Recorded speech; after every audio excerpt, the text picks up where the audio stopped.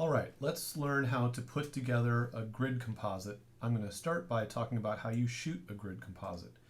The last image in our demo file set is a wide shot of this space that I photographed. This is just the practice space in my basement. You see my electronic drum kit there, some posters and such. Not the most exciting thing to photograph, but for a demo it's just fine. So if you look, this is a wide shot of the whole scene.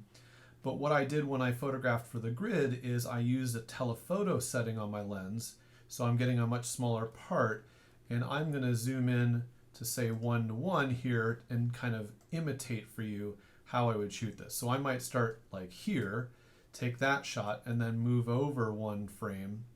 If you pay attention to kind of where the edge of your frame is in one photograph, then it's easy to kind of figure out where you're moving the camera to. So then I would move over another shot, take that shot, move over again a frame, take that shot, and I went 4 across, and then I went back to where I started, and then I went down one full frame, about right there, shot one picture, moved across a frame, shot a second picture, moved across one more frame, shot a third picture, moved across a frame, shot a fourth picture, and so on and so forth until I had 4 rows of 3 images, no, I'm sorry, 3 rows of 4 images each.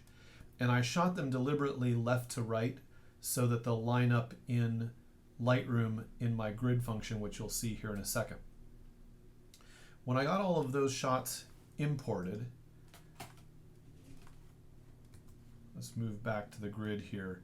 You can see here are all the shots. I took 12 shots, 4 rows of 3 images. No, so I keep saying that. 3 rows of 4 images each across. Here they are in grid. If I make the thumbnails of my grid just a little bit larger so that I actually have 4 images across, you can see in these 12 images it almost sort of previews what my grid will look like when it's all put together. And some things kind of line up a little bit. There might be a little bit of an overlap, there might be a gap here and there.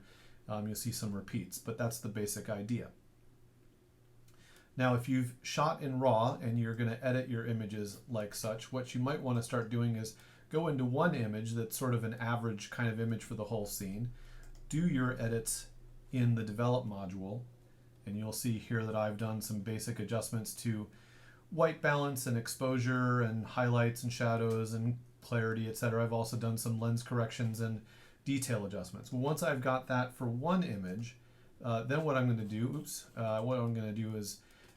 then I've edited this one picture. I'm going to hit Command A to select all of my pictures.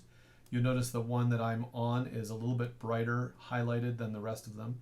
That means that's the master image. And then I would hit Sync and turn on any or all of these different adjustments to synchronize across those images. I've already done that. I'm going to hit Cancel.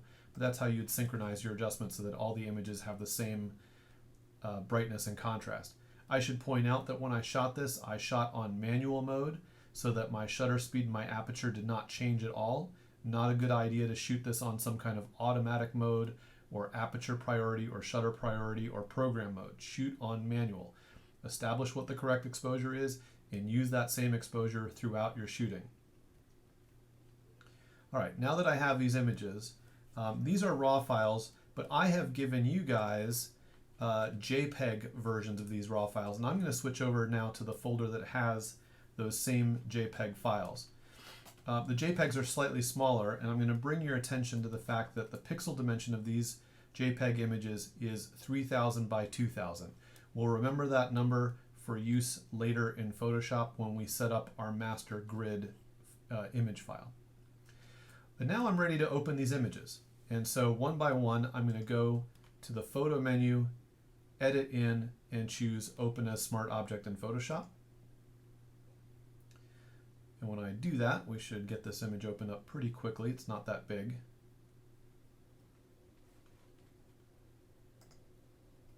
And there it is, open in Photoshop.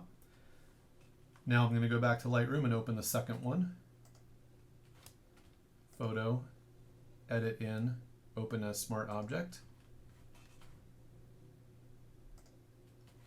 And now that one's open in Photoshop. And I'm going to repeat this process until I have maybe all of the images open. Maybe you just want to do the first 4, the first row. I need to go to the next image. this one, photo, edit in, open as smart object. And now that one's open. And I'm going to continue this process until I get them all open. And we'll pick it up from there in part 2 of this demo.